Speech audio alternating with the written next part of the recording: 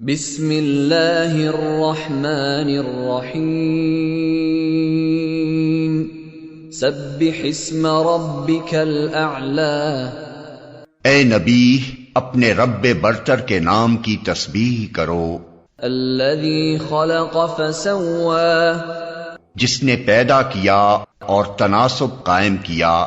والذی قدر فہدی، جس نے تقدیر بنائی پھر راہ دکھائی۔ والذی اخرج المرعی، جس نے نباتات اگائیں۔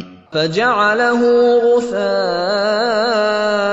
احوی، پھر ان کو سیاہ کوڑا کرکٹ بنا دیا۔ سنقرئک فلا تنسى الا ما شاء اللہ انہ یعلم الجہر وما یخفی۔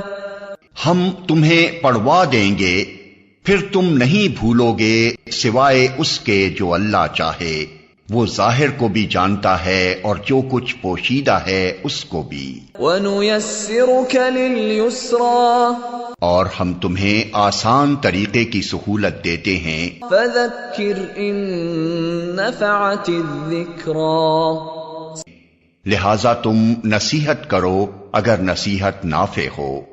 سَيَذَّكَّرُ مَن يَخْشَىٰ، جو شخص ڈرتا ہے وہ نصیحت قبول کر لے گا۔ وَيَتَجَنَّبُهَا الْأَشْقَىٰ، اور اس سے گریز کرے گا وہ انتہائی بدبخت۔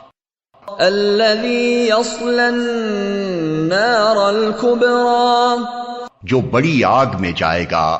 ثُمَّ لَا يَمُوتُ فِيهَا وَلَا يَحْيَىٰ، پھر نہ اس میں مرے گا نہ جیے گا۔ قَدْ أَفْلَحَ مَن تَزَكَّىٰ، فلاح پا گیا وہ جس نے پاکیزگی اختیار کی۔ وَذَكَرَ اسْمَ رَبِّهِ فَصَلَّىٰ، اور اپنے رب کا نام یاد کیا پھر نماز پڑھی۔